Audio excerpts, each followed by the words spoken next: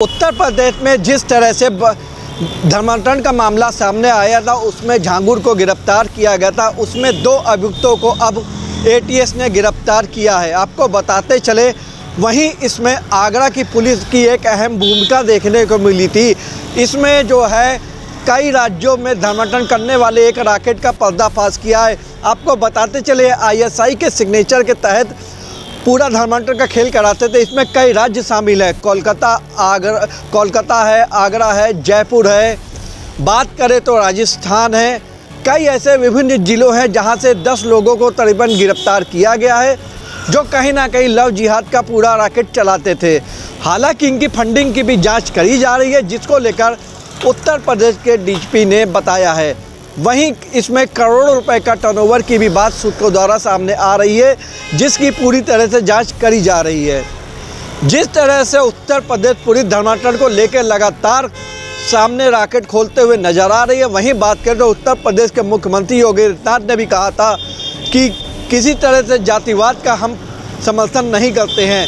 वहीं इस तरह से रैकेट जो खोला गया है, उत्तर प्रदेश पुलिस की हर तरफ कहीं ना कहीं तारीफ देखने को मिल रही है।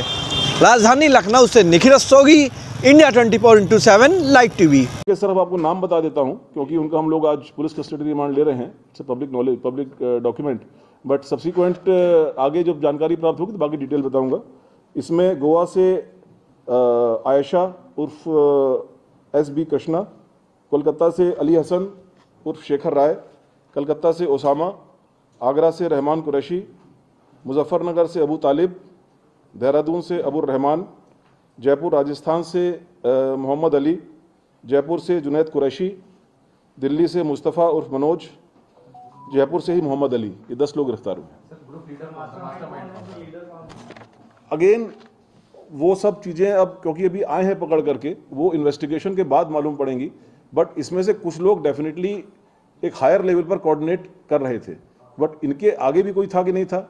फंडिंग वगैरह के नाम हमारे पास आए हैं, कुछ जो अकाउंट्स की डिटेल आए हैं, विदेशों के उनके डिटेल्स आए हैं, उनको हम लोग फर्दर एक्सप्लोर कर रहे हैं, इन्वेस्टिगेट कर रहे हैं। तो उसके बाद आगे मालूम पड़ेगा क्या पूरी पोजीशन है। ये जो धर्मांतरण का रैकेट था, ये क्या खाली आगरा तक सीमित था या उत्तर प्रदेश के बाहर भी लोग धर्मांतरण करा रहे थे? अगेन ये सब हमारी प्रिलिमिनरी इंक्वायरी है, अभी प्रिलिमिनरी स्टेज पर है अभी इन्वेस्टिगेशन। तो जो इनसे जो प्रारंभिक बातचीत हुई है, उन्होंने इस चीज़ को काफ़ी जगहों पर करना और उसमें कई लोगों को सक्सेसफुली कन्वर्ट करने की बात स्वीकारी है। उनको वेरीफाई किया जा रहा है और वेरिफिकेशन के बाद जो एक पुख्ता जानकारी होगी आपसे शेयर की जाएगी। इस तरह के मामले लगातार आ रहे हैं, छांगुर वाला पकड़ा गया, अब ये गैंग पकड़ा गया, तो इसकी रोकथाम आगे बढ़ते संगठित अपराध की तरह हो रहा है, तो इसकी रोकथाम के लिए क्या पुलिस क्या करेगी? यही तरीका है, जब आप एक संगठित गैंग को पकड़ते हैं तो उसका पूरा नेटवर्क एक डिस्टर्ब होता है और उसमें फाइनेंसिंग से लेकर के कोऑर्डिनेशन का जो काम वो लोग करते हैं पीछे, उससे लेकर के सारी चीज़ें डिस्टर्ब होती हैं। सबसे इफ़ेक्टिव तरीका किसी भी ऑर्गेनाइज्ड क्राइम को पकड़ने का उस क्राइम की गहराई तक, सतह तक, तह तक जाना और उसके पीछे सम्मिलित जो अपराधी हैं उनका पर्दाफाश करना, उनके विरुद्ध वैधानिक कार्रवाई करना है। वही कार्रवाई की जा रही है। जो गैंग आगरा में चल रहा था उसका कोई पर्टिकुलर नाम नहीं, ये गैंग उस तरह के नहीं है कि जैसे मान लीजिए कोई अगर कोई एक कन्वेंशनल क्राइम होता है, कोई डकैती का क्राइम है या कोई एक्सटॉर्शन का क्राइम है, तो उसमें एक नाम से, क्योंकि वो नाम के आधार पर ही उनका वो काम चलता है। यहाँ पर तो अपनी पहचान छुपाते हुए या अपनी बात को छुपाते हुए वो आगे काम करते हैं। तो ऐसा कोई गैंग का नाम नहीं है, बट जो गैंग के सदस्य हैं, जो भी इस पूरे ऑर्गेनाइजेशन, इस ऑर्गेनाइज्ड क्राइम के सदस्य हैं, वो काफ़ी टाइम से ये काम कर रहे थे।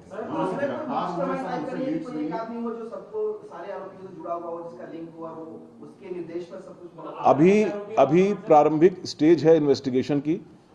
डेफिनेटली इस फूड चेन में ऊपर कुछ लोग होंगे। उन फूड चेन तक, ऊपर के लेवल तक पहुंचने में इन्वेस्टिगेशन की कड़ियों को आगे मिलाना भी होगा। उसमें इनकी इंटरोगेशन रिपोर्ट्स भी तैयार होंगी, उनकी इंटरोगेशन भी होगी, चीज़ों को वेरिफिकेशन भी होगा और उसके बाद ही जो आपका प्रश्न है उसका आंसर मिल पाएगा। जो लोग गिरफ्तार हुए उनसे कुछ लीड्स मिली हैं कि? जी हाँ, कुछ लीड्स मिली हैं।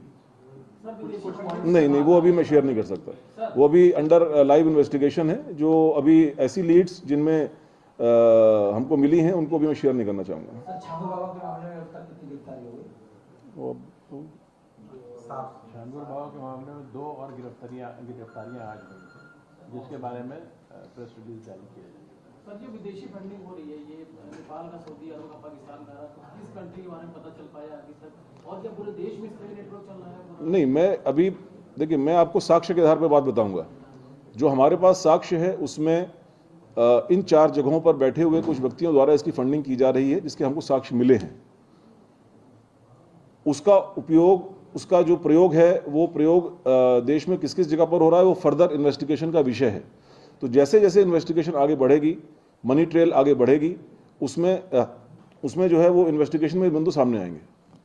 आईएस पाकिस्तान का सर आपने लिया है, डायरेक्टली कोई कनेक्शन किसी के थ्रू आपको निकल के आया, देखा? नहीं, इसमें मैंने ये 2 बातें कही हैं। मैंने कहा है कि पीएफआई, एसडीपीआई और पाकिस्तान के एक मिलिटेंट संगठन के हमको प्रमाण मिले हैं इस चीज़ के कि उनसे इनका संलिप्तता है, इनके मतलब इनके जो आपस में जो लिस्टेड मेंबर्स हैं, उनके मेंबर्स के साथ में इनकी संलिप्तता कंफर्म हुई है।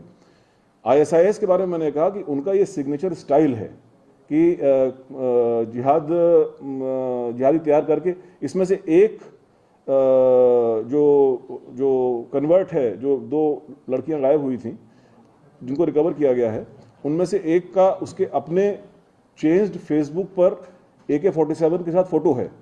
तो ये जो स्टाइल है मुजाहिद में रेडिकलाइज करने का, ये स्टाइल जो है, मैंने कहा कि वो ISIS का स्टाइल है।